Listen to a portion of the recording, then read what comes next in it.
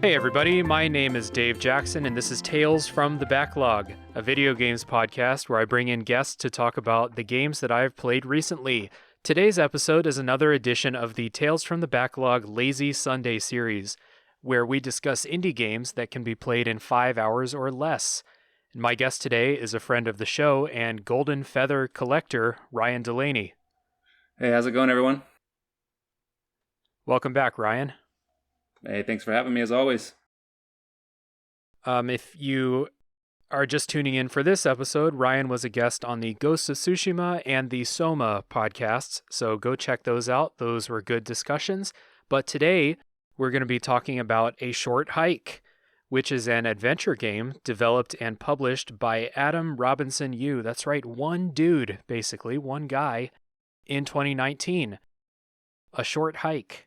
But before we do that, let's kind of talk about the other things we've been playing recently. So other than A Short Hike, Ryan, what have you been into?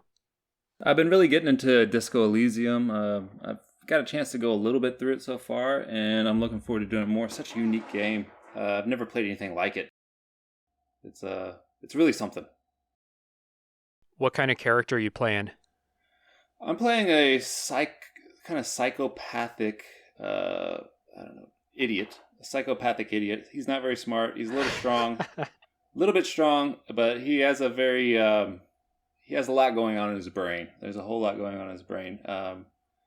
He sometimes punches children, and he likes to make kids cry. Just a complete asshole. My partner Kim really doesn't know what to do with me. Really doesn't know about me. But yeah, it's such a good experience. How do you feel about Kim? Kim, man, he's I don't know. He kind of grounds my playthrough in reality. You know, my guy's just so far out there. He's, a bumbling alcoholic. Lost my badge, lost my gun. Yeah, he kind of keeps my character grounded in reality. He's great, actually. I really like him. Just to keep the game moving along, because if we didn't have him, oh man, my character wouldn't know what to do with himself. I'd just be drinking at the hotel every night, dancing. Yeah, that's good, dude. If you happen to say like that you didn't like Kim, I was just gonna shut this podcast down right now. Yeah. Kim's great. Kim is so good. He's one of the best characters like in any game that I've played. He's so good. All the writing in that game is just phenomenal. Just everything's just so good about it. The scenery, just everything is just so good. Just, I don't know. It's like you're playing your favorite sci-fi book or something, you know. Yeah, and you're playing the Final Cut version, right? Yes, I am, with the voice acting, and the voice acting is also incredible. Yeah. They did such a good job with the voice acting. I'm very, very impressed with everything the game has to offer so far. Yeah. I was telling you for like a long time, like, hey dude, like all these other games you're playing, they're good, but you should really play Disco Elysium. And I'm glad you finally bit the bullet and went into it, because that game is so good. Yeah, they had a sale for their second anniversary, and I picked it up for $20. And Jesus, can't beat that, really. $20. No. For that kind of game, and I'll probably end up playing through it multiple times. I'll probably get my $20 out of it for sure. Yeah, whenever I play the game, I make choices, and then I say, okay, next playthrough, I'm going to make a different choice. I'm already thinking about, within 5 minutes of starting the game, I'm already thinking about my next playthrough. It's that kind of game where I'm just like, I can't wait until next time to see what happens if I make this decision. 100%. You're going through your second playthrough, right? Yeah. So I'm also currently playing Disco Elysium. I'm playing on Switch, and it's other than some like load times, which are a little bit longer, but if you play a lot of games on Switch, you're used to that. Yeah, the load times on the PC or SSD load times, they're pretty bad for the game. Surprisingly, it's a little bit slow to load. Yeah. Considering what the game is, it's not too graphically. It's not too graphically demanding. Right. So anyway, like, I'm going through my second playthrough. My first playthrough, I was a very like mental stats like logic and persuasion and stuff like that. This time I'm going full physical stats. So my character is just a complete idiot. Conceptualization and logic are like, they're like 0 or -1 or something like that. But I'm doing all like the physical stuff this time. And I that's see. been How is the so much game a fun. lot different? The stuff you're doing isn't different. Like, you still have the same quests to fulfill, and I don't think you can like do them in super different ways, but the way you do them is different. So I like see. this isn't a spoiler because it's in the trailer for the game, but there's the character Measurehead, who is like this race theory guy who's blocking your way.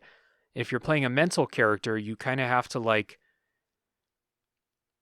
go along with his race theory stuff, and like you can internalize it and like believe it's true, or you can kind of like trick him if you're good. If you're playing a physical character, you just like beat the shit out of him and like 360 spin kick him in the head and go past. So it's like that kind of differences in what you're doing. Right. Yeah, I tried to 360 kick him, but he wasn't having that. He wasn't having that. Yeah, it's Yeah. cool. It's just there's no real combat in it. It's just rolling dice to see if you can spin kick somebody. If you can't, you got to figure out a different way to get past it. Yeah. What a cool concept. So good. One of the I'm going to do an episode about Disco Elysium later. So I'm going to keep my stuff a little bit close to the chest, but like one of the things that I think is just great about Disco Elysium is when you do fail a check for those skills or for those things, it's always fun. Like sometimes it'll let you just continue with what you did, but even if you die because you fail a check, the writing is so good and so creative that you're like, I'm glad I saw that. Right, It's yeah, really I good. agree. And I was looking up, you can just edit your INI on PC and just have full stats, Right. and just get 100% rolls. I think there's no way to get 100%. I think it's 97%. But yeah, it seems like I was thinking about doing that. When I was like an hour into the game, I was like, man, my second playthrough, I might just pass all my checks. But as you said, just failing the checks is fun. Failing the checks adds so much extra dialogue to it, and I mean, obviously, you get hurt, your mentality gets hurt, and you get depressed, and I don't know. So many cool little ideas just packed into that game. And with that final cut, with the voice acting, it's perfect. Usually, I guess in the past, I didn't play the old version, but you just had to read everything. Yeah. And, I would have been burning through that game a lot quicker because I read quite quickly. But I'm just letting all the dialogue play out, and it's oftentimes a lot slower than just reading it. Like 100% of the time, Same. slower than just reading it. But I let that dialogue play out because the voice acting is just so good. Yeah, my first playthrough was like 22 hours or something like that. It's not a super long game, but that was before the voice acting, and I'm quickly realizing like this is going to take me way longer than that because the voice acting is very slow and deliberate, and like each line there's so much care and detail in it. Like I want to listen to all of it. This isn't like this isn't like some like The Witcher or something. I would start skipping through voice lines because I can read faster than listening, of course, and you just skip through. But in Disco, I don't want to skip it because it's all so good, and I'm just like, this game's going to take way longer this time, but I'm here for it because it's so good. Yeah, I'm the same way. And there's even an option to turn off the voice acting. You don't even have to have the voice acting. But I'm not turning it off. I love listening to it. It's the only way you would turn that off is if you just hate all voice acting, which sure. I don't know if there's any game that's going to make someone become a believer in voice acting in video games. It's this one, because it's the best voice acting I think I've ever heard in a video game. It's so good. I got to almost agree. Yeah, I got to almost agree. They did a wonderful job on it, and it's just so surprising that it happened. It was a free update, wasn't it? Yeah. So they did a free update for the final version to add voice acting, and the amount of dialogue in that game is immense. They must have the main voice actor, the the guy that plays your brain, the narrator, basically. He must have had so many lines. He must have had a book full of lines. He's basically reading a book on tape. It said... and he does a great job. Yeah. I wonder how long's that script? Must be 1,000 pages. I remember reading that it took him 8 months to record all of his voice lines. So... yeah, it's not surprising. It's pretty crazy. So yeah, glad you're enjoying it. Apparently the full script is over 1 million words. Yeah, it's a lot of words. Online. It's a lot of words. That's a lot of voice acting, but it's fantastic. So let's move on from Disco Elysium and let's talk about A Short Hike.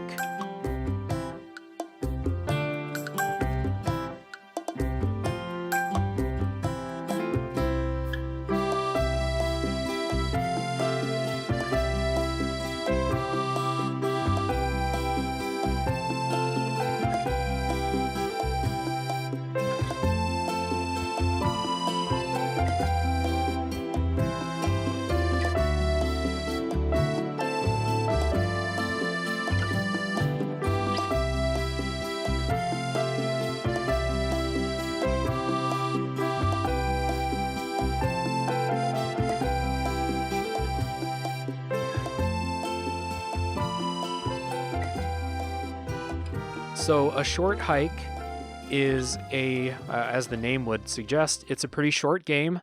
There is a story, and I think that there is a part of this story that is a spoiler. It's something that you should experience for yourself. So there will be a very brief spoiler section at the end of this podcast. This is a very short game, so this may be a shorter episode than normal, but yeah, stay tuned for that spoiler section. If you have not played the game, keep your ears out for that. So we're going to start with our histories with A Short Hike. Like, how did we hear about it? Why did we play it? So, Ryan, guest always goes first. So how about you? What brought you to this? Well, I noticed the game on the Switch store, and it looked pretty cool. I wishlisted it there. And then, I don't know, a couple months ago, you recommended it to me. You said that you played it and you liked it. And then I remembered I actually had it on a PC in a bundle that I picked up last year, a bundle that you recommended that I pick up last year with about 200 games in it or something ridiculous. It's that itch.io bundle, right? Yep, that one, the itch.io bundle. So yeah, it was in there along with 199 other games or something ridiculous. So I had it on there and I just loaded it up and went through it in about an hour and but I wasn't trying to be a completionist. I just kind of went through it at my own pace, and yeah, yep. It was a game. Yeah. How about you? Yeah, so I bought that itch.io racial justice bundle last year, and I was kind of going because people started putting out articles like, "Hey, this bundle has 6,000 games in it. Here's some that you should check out," and that A Short Hike was on all of those lists. So I was like, "Oh, that looks cute. I'll check that out." So I played it on PC. My first run through took me about an hour and a half, and I played it again a couple days ago to refresh, and it took 35 minutes since I know exactly what I'm doing now. And that includes going around and doing some side activities. I think if you know exactly what you're doing, you could probably beat this game in like 15 minutes, just collecting enough feathers and going up.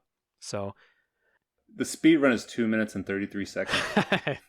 Well, the speed run is a little but that's bit, speed run. Yeah, that's speed running. That's glitches and speedrunners are another species, but yeah, sure. I think if you know where the feathers are and you're just kind of going as quickly as you can probably beat this in like 15 minutes, but it's a good one to just take your time and explore around. So anyway, we're getting ahead of ourselves. Let's kind of talk about the mechanics and the gameplay of it. Actually, before we get to mechanics and gameplay, let's talk about like how this game looks and the music.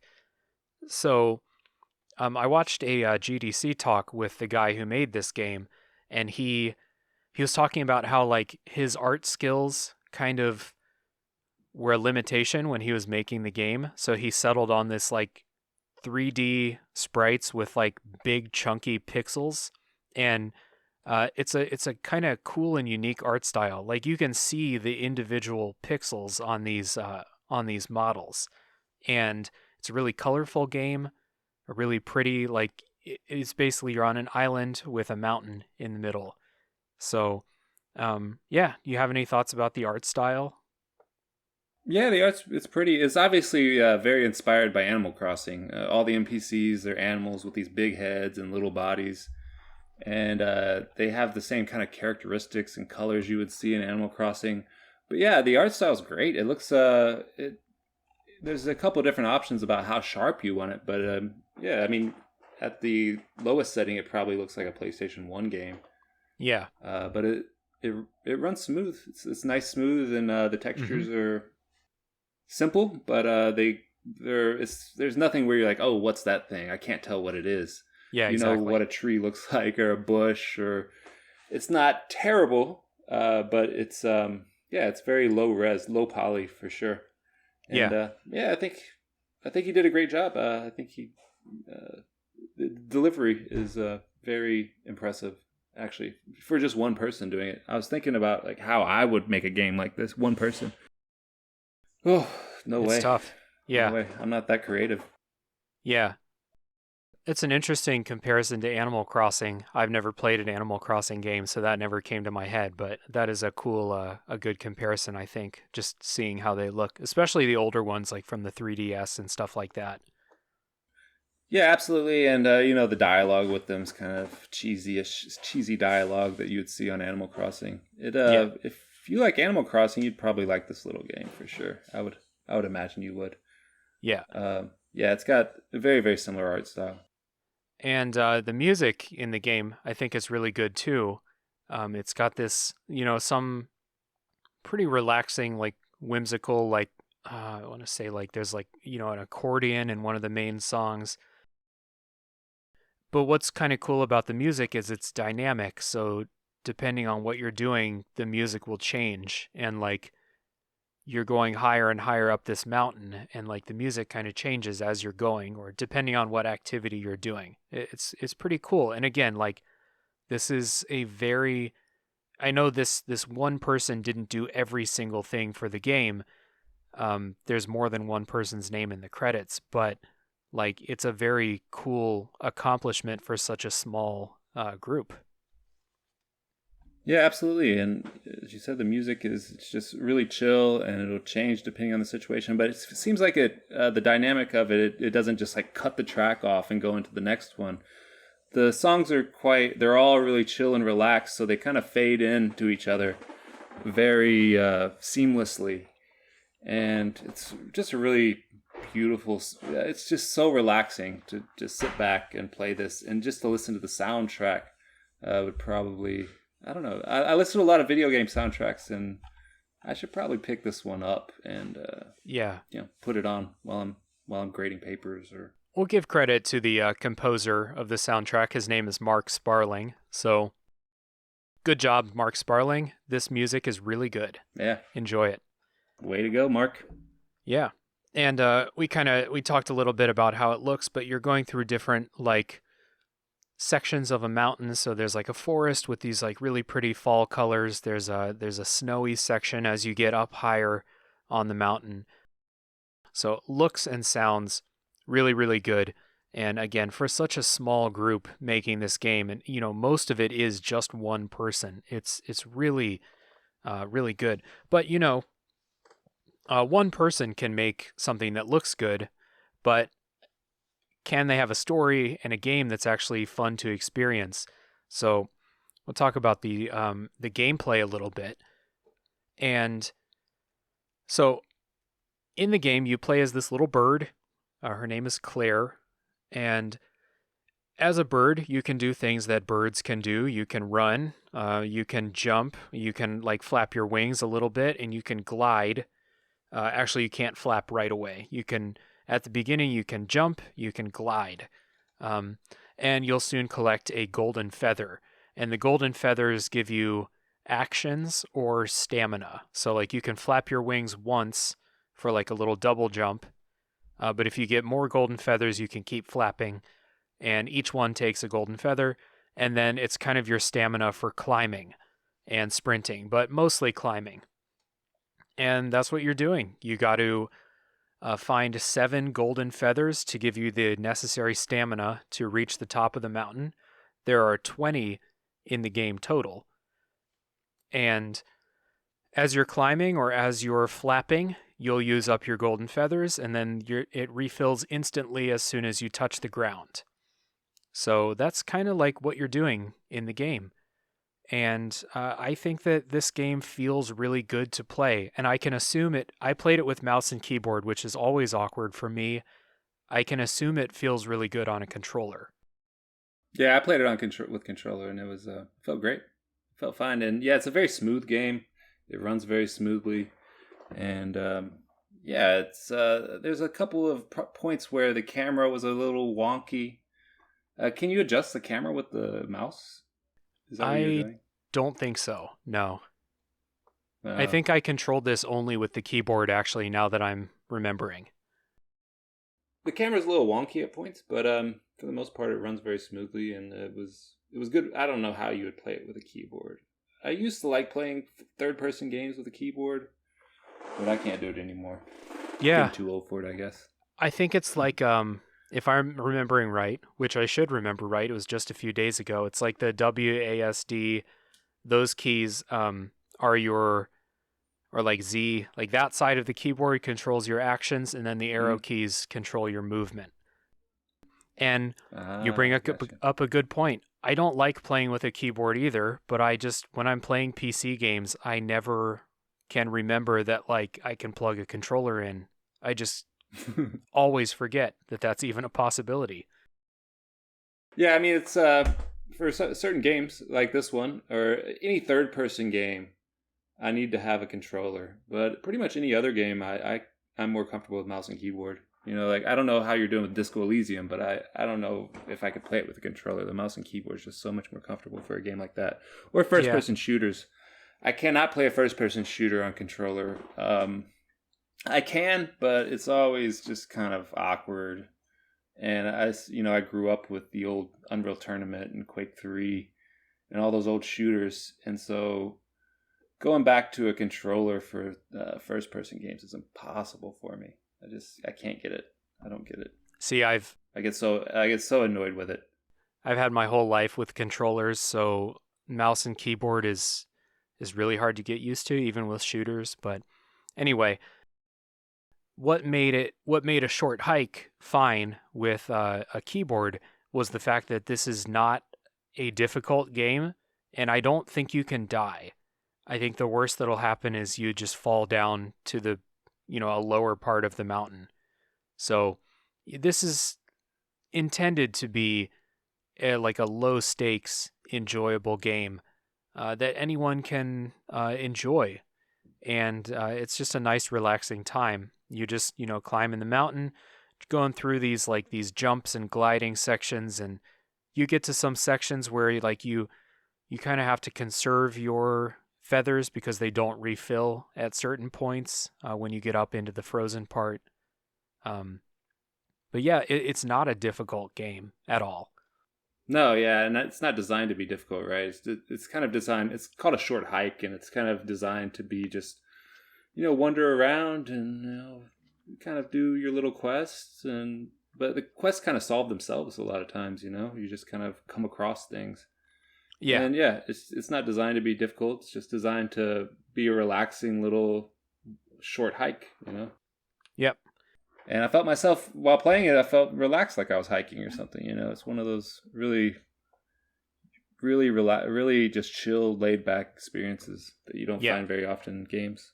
Yeah, so it's perfect for this Lazy Sunday series on this podcast here, because this is a great way to just spend a Sunday afternoon. Yeah, absolutely. I mean, it's only an hour, so not even a Sunday afternoon. Just pop it in for an hour. Yeah. And, yeah. You could finish it before I finish my lunch, basically. Yeah. So we mentioned before, what you're doing is your main goal is to collect enough golden feathers so that you have enough stamina to make it up the mountain. And like we said, there's 20 of them total. You only need 7. You will definitely find 7. You can just buy them too. Like you find money around, and you'll get enough money to buy at least 4 or 5 of them if you give like any effort at all. Again, this game is trying to be enjoyable. It's not trying to test you on anything really. So I think the first time I finished it, I had like 12 or 13 golden feathers. When I replayed it the other day, I think I finished with 8 or something like that. Did you get close to collecting all of them? I probably got 12 or 13. I didn't do a lot of the quests. Some of them I couldn't figure out. There's a couple, it sounds kind of sad. There's a couple that I kind of put some effort into figuring out, but I just couldn't do it. I basically just played until I was ready to finish the game, really. I was just like, oh, well, this was fun, but, let's just finish the game. Let's just go to the top of the mountain. Oh, shit. Spoiler alert. Well, that's not a spoiler. It's yeah. Next section in here is talking about the climb up to the top of the mountain. Okay. That's your goal. Your goal is to get to the top of the mountain. And while you're going up, the main path is like really well marked. If you just follow the path and make sure you're always going up, you'll find the top. Again, not a game that's trying to frustrate you at all. But as you're going up, there are a bunch of little diversions for treats everywhere. So there's side paths. You'll be going up a path and you'll see a ledge below you. You can drop down and get some treasure. This is a mini open world. You can go anywhere right from the beginning as long as you have enough golden feathers. There's the mountain and there's some beach around it, and then there's some islands out surrounding it. And in the GDC talk with the developer, he mentioned that those islands out there weren't there at the beginning, but during playtesting, all the players would just go swim out into the endless ocean. And he was like, I should probably just put something out there so they'll find something and then go back and play the game, So there's a bunch of like diversions. There's money to find. There's items. And there's like side quests and stuff like that. And there's mini games to play. And a lot of these side quests Ryan, did you do any of the side quests or many of them? Yeah, I did some, but like we said before, they're fetch quests, but they didn't feel like collectathons at all. You just kind of just come across the items you're looking for. So you'll talk to somebody and they'll want some seashells. And you're just wandering around and you'll just come across seashells. You're not actively looking for seashells. I wasn't actively doing the quest. I wouldn't receive a quest from somebody and be like, oh, I got to go do that quest right now. I'd be like, oh, okay, I'll get to it when I get to it, So it didn't feel like a collectathon. It didn't feel like I was actually on any quest. I was just kind of, completing the quest as I went along, just by exploring the place, just exploring the island, completing the quest by just exploring, looking things. Yeah, that's a good point. That was a good part of the game. It was a good part of the game was just the quests didn't feel like they were a burden at all. They're just yeah. You're going to be walking around anyway. If you see any seashells, just pick them up. Yeah, exactly. Take them later. And like in games and like games discourse, there's like saying the word fetch quest is like a dirty word. And I think that fetch quests are a little bit outdated, but in a game like this, the saving grace for it is, like you said, there's a fetch quest where someone wants 15 seashells. And if you just play the game and beat it, you're going to find like 12 of them, even if you don't try that hard.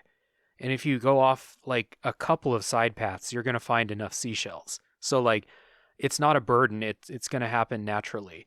Or there's one quest, because you need a shovel to dig up these holes in the ground. I don't actually think you need it, but there's a part where you can get a shovel. Just like Animal Crossing. Yeah, there we go again. And the holes look like Animal Crossing holes too. Oh, do they? Yeah, the little like the indentation in the ground where you dig. Anyway, so the and this is another thing from that GDC talk. You need to find a plastic beach sand shovel, and the guy will trade you for his regular shovel.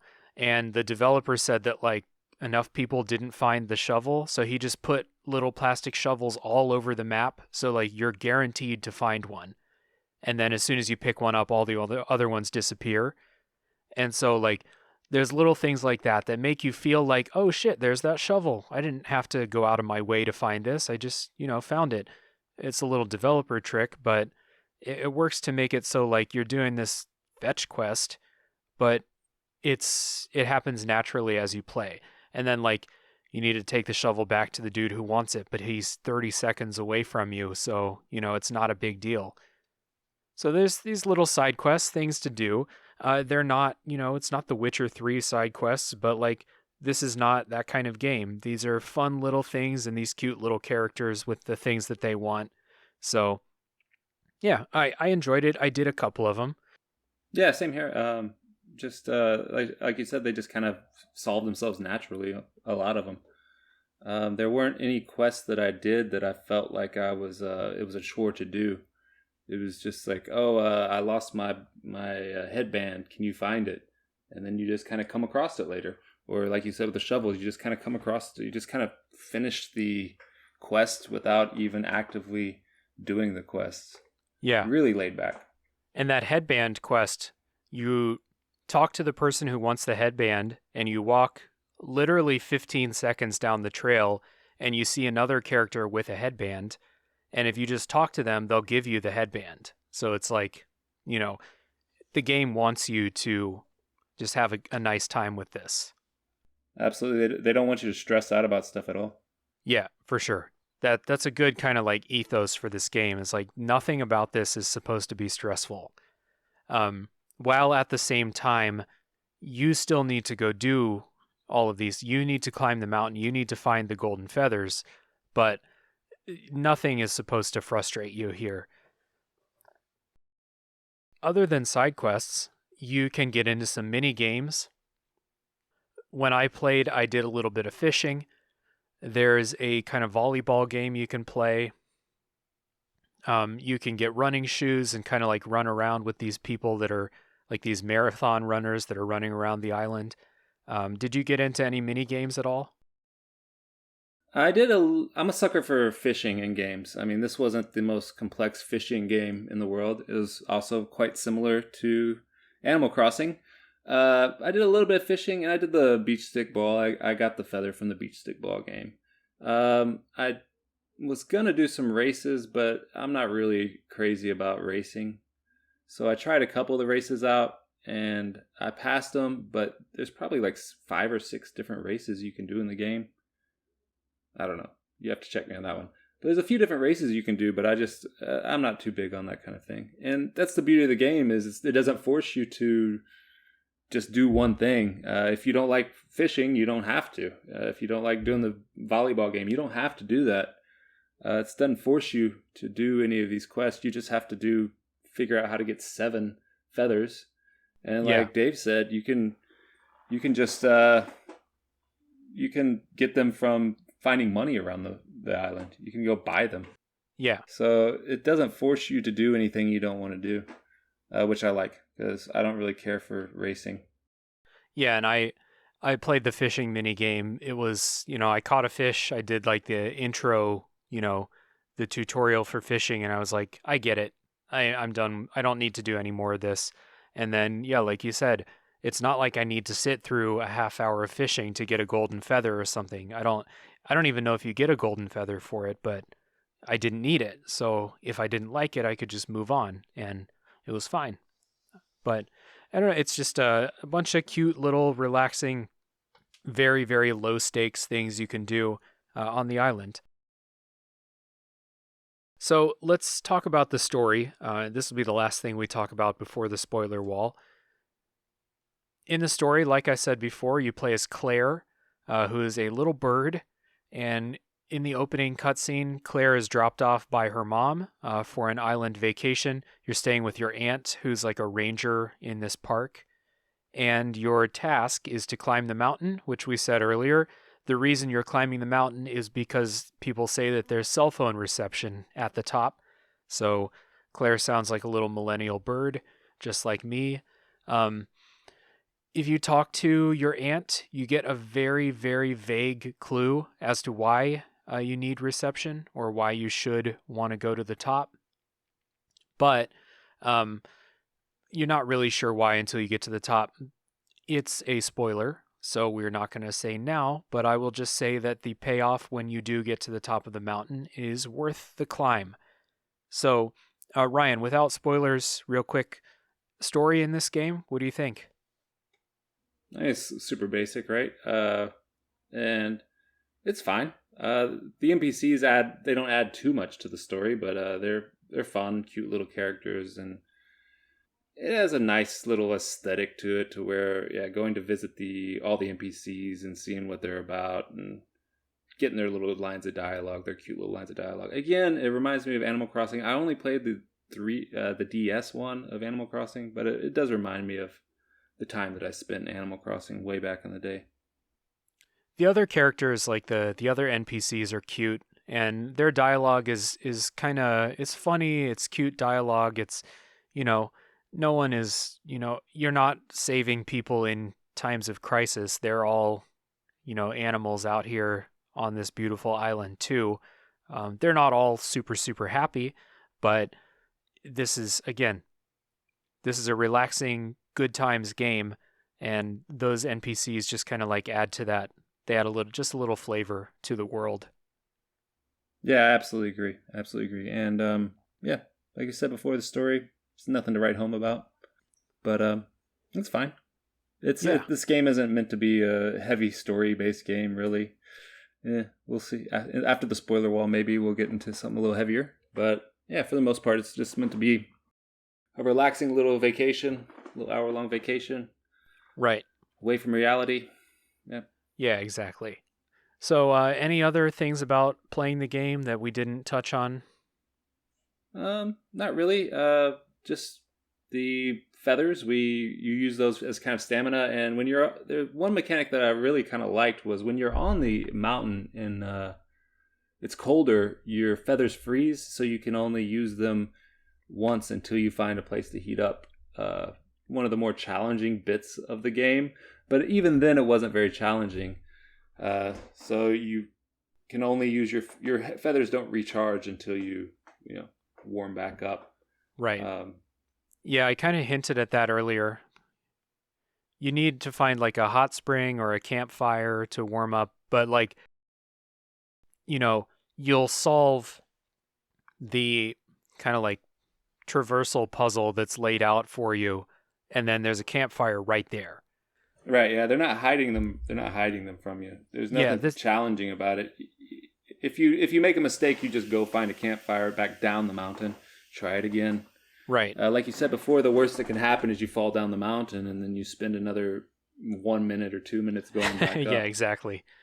Yeah, this isn't like trying to find a bonfire in Dark Souls or something like that. Like this, it's to give you a little challenge. There's these little traversal puzzles, but like, again, the developer wants you to have a good time. So these are fun little challenges, but nothing that's going to frustrate you. And like we said, the game controls really well. It's pretty intuitive what you're supposed to do when you come to a new obstacle or like a set of platforms or something like that. Yeah, absolutely agree. Okay, so before we get into the spoilers section, we want to just give our like final thoughts in summary of a short hike. Like, do we recommend it? Stuff like that. So, guest gets to go first. Ryan, what are your final thoughts about a short hike? Yeah, I fully recommend it. It's nothing crazy. It won't blow your mind. It won't blow your mind, but it is something that if you just needed to chill out on a Sunday afternoon, you want to listen to some pretty good music and just do some cute little quests and see some cute little animals, I would recommend it. I'd recommend it. You can obviously pull out a lot more from the game than I did. I didn't speed run through it, but I just played it until I was just kind of tired of playing it and just finished it. You can do more fishing, you can play the games more, you can do the races. But yeah, if I'm a bit tempted to go back and replay it, if I feel like I need something to cool out too, I'll go do that. Yeah, pick it up. Cool. Yeah. I think this is a wonderful relaxing little game. For me, it did have kind of an impact that I do think about sometimes after I was done playing it, which is an accomplishment, I think, for a game that you can beat in a half hour. If you're, like I said before, I wasn't rushing. I just kind of knew what to do, and I still beat it in a half hour. So this really is the perfect game for, a Sunday afternoon or, less time than that, But it's just a really good, like, chill out, happy game. The NPCs are happy and cute. There's no combat. You can't die. It's pretty easy in general to get to the top of the mountain. It's just a nice, enjoyable little game. And the art and the music really contribute to this. And I've said it lots of times before, but this is the work of basically one person, with help, of course, but it's basically one person. And this is a really nice achievement by one person making a game. It briefly made me think, like, hey, this guy made a game, I could make a game. And then I thought, no, this guy's really fucking good.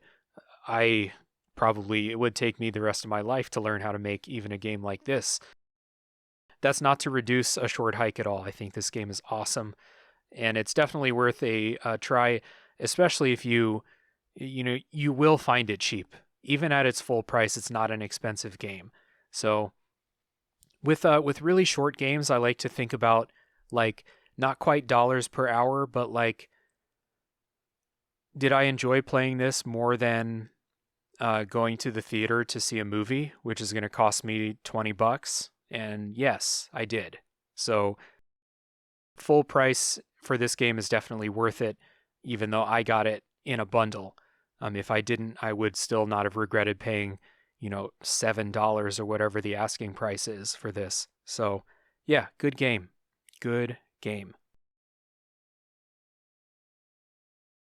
All right, so we're going to kind of wrap up the no spoiler section of the game. So if you don't want to be spoiled on A Short Hike, like I said, the story is very, very simple, but I do think the what happens when you get to the top of the mountain is something that is worth experiencing for yourself. So if you want to tap out now and go play the game, like we said, it takes like an hour to play it, and then listen to the rest.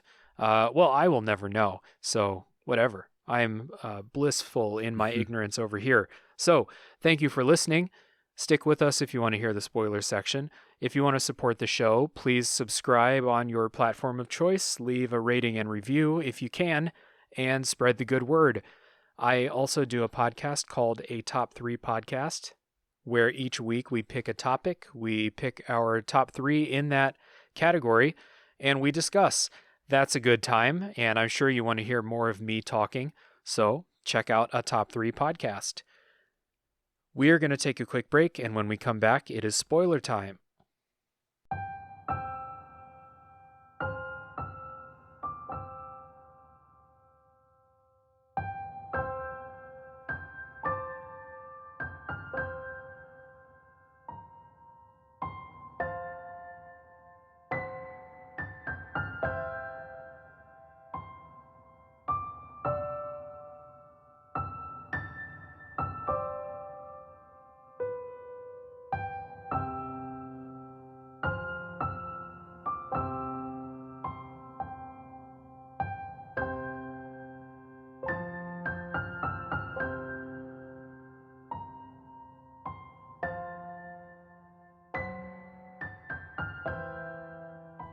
Okay, we're back, and it's spoiler time for A Short Hike. So, this is going to be brief because there's not a whole lot to talk about, but you climb up the mountain, and you get to the top, and you're kind of like, there's this beautiful, like, aurora at the top.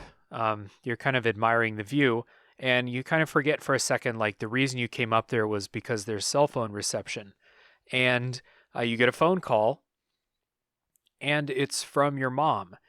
And she says that she's had an operation while you've been gone that I think she, like, didn't tell you about.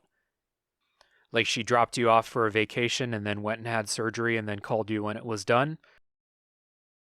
everything went okay with the operation, but it's still like a kind of very short, but like kind of powerful little moment there. What'd you think of the ending? I thought it was cool. Yeah, like you said, she, the main character Claire, she had a problem with her mom, who had surgery, and you could kind of feel some sort of angstiness with her because Claire is a kid basically, right? She's like hanging out with her aunt, and yeah, it was cool. It felt like she missed home a little bit. Claire missed home, and she was away from home, and she wanted to be home, but she was doing her best to enjoy her time on the island by collecting seashells and garbage and riding around in boats. Yeah. Yeah, it was cool. It was cute. It's a cute game, right? Yeah. It wasn't like her grandfather died or something. It wasn't like something so Right. serious. It was like, oh, I had surgery, but I'm fine. Don't worry. Yeah. It wasn't anything like that. It wasn't terrible news. Right. But yeah, it was. It did give a feeling like she missed home, or she wanted to be with her mom when her mom needed her. But Yeah. And like in the opening cutscene, there's kind of a moment where like Claire is like not super excited about going to the mountain. She's going because her mom is taking her there. So like I think you're right that she's kind of like, "Oh, this is why I'm here. Like why didn't you tell me?" Like something like that. It's not like in an angry way. It's just like, "Oh shit, well, okay, I'm glad you're okay." Like that. right. I don't know, like the ending kind of worked for me in an emotional way because, well, like for listeners, you and I, Ryan, both live overseas from our families. So like, I don't know about you, but I've gotten phone calls like this where it's like, by the way, so and so's in the hospital. So I've gotten news like this over the phone, and I think the ending kind of like connected with me in that way because I've been away from my family for a long time. Yeah, and I agree with you. We're in the same boat in that situation, for sure. And it did make me connect with Claire in a way that I think a lot of people wouldn't usually connect with her. But I mean, anybody who's been to summer camp or something and spending time away from family, I think they can have an immediate connection with Claire. But yeah, just the news of hearing shocking news while being kind of helpless to do anything, Right. and just kind of we might be digging too deep into this. This is a very simple game, No, but I yeah, mean, just that kind of like feeling of I don't think so. helplessness. I don't think so. I mean, You don't think like, so? no, I mean, in the game, this is like, this conversation happens. It lasts literally like 10 seconds, but like, I don't know, it just hit kind of a feeling I've had lots of times. Like, both of my parents had COVID, and like back when, like, before vaccines happened. And so, like, that phone call, it was kind of like that, where it's like, oh shit. And it's kind of like that helpless thing where it's like, you know, I'm across the Pacific Ocean. I can't exactly like go home, just like Claire can't. She's on an island somewhere. I don't know where it is, but you're right. It's a simple game. It's a simple story, but like it has this very brief moment that connected with me, maybe a bit more than you, I guess. Yeah, well, I mean, me as well. It did. She did seem helpless, and I guess that's probably what the developer was going for. But yeah, like you said, it's only 10 seconds or something, Yeah. and it's just kind of like, well, that's the game. Yeah. Well, then and like mom is fine. So you have this very brief, like, oh no, oh, well, she's okay. So everything's fine. And Right. then that's not quite the end of the game because there's one more thing which I think is really cool. I didn't want to spoil this before the spoiler wall. So you get this kind of tough emotional conversation, but things are okay, and now you're allowed to feel good again. And then an updraft appears above one of the hot springs. You could like jump in the updraft and fly up way up into the sky, and then you can glide your way down the mountain. And like the soundtrack kicks in. It's this really cool, like majestic theme that plays when you're going down. And it takes a while as long as you don't like nosedive down, it takes a while to get down to the bottom. Like if I say it takes 30 seconds, it doesn't sound like a long time, but when you're playing a game and you do anything for 30 straight seconds, it does feel like it takes a while. I thought that was really cool. Yeah, I did too. I really enjoyed just flying around the mountain and seeing all the different places I've been from a different vantage point. And the game's pretty, you know. It has a good draw distance, so you can see a lot from way up there, and you can see the little boat docks and the people playing their stickball game.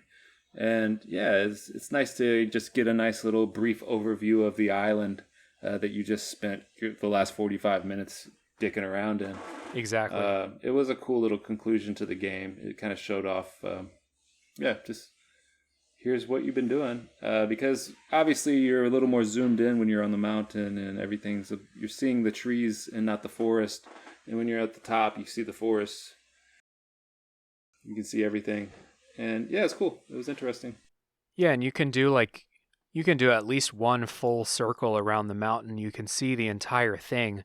And it's a very small, but it's a very densely packed open world. Like there's a lot of stuff to see and do in this small space. So as you're gliding down, you're like, hey, there's the runner guy, and then you're going to, hey, there's the dude that's sitting on top of the boat, and there's that little snarky kid that wants the seashells, and you see all the people and all the places that you, like you said, that you spent the last 45 minutes or an hour with. And it's just really cool. And like I said before, the soundtrack really kicks in during that. It's a very cool way to finish the game. And there's no credits, as far as I know. Maybe the credits are. I think the credits are in the opening cutscene because you get to the bottom and the game doesn't end. You're still free to go explore and do whatever you want. But for all intents and purposes, that is the end of the game. You can climb back to the top of the mountain and glide back down again if you want to, which I did my second playthrough because I accidentally nosedived and it took 5 seconds to get to the bottom. But yeah, cool way to finish. Just a cool little game. Overall, really relaxing, and yeah, good. Yeah, I think we said it all pretty much. Chill out game. I'd recommend it, especially if you can pick it up for less than $5. Yeah, and it seems like it routinely goes on sale wherever it is. Or you might just check an old bundle that you have, and it's probably just sitting in there. Right. Yeah, for sure. Okay, cool. Well, thank you everybody for listening this far. And once again, I want to say thank you to you, Ryan, for joining me and talking about A Short Hike. Yep, thanks for having me as always. And for everyone listening, if you want to support the show one more time, the best thing you can do is tell people about it. Share the social media pages, talk to me on the social media pages, check the episode description for that. And yeah, give a rating and review if you can, subscribe, all the normal podcast stuff. So thank you again, and we will see you next time. Yep, take care.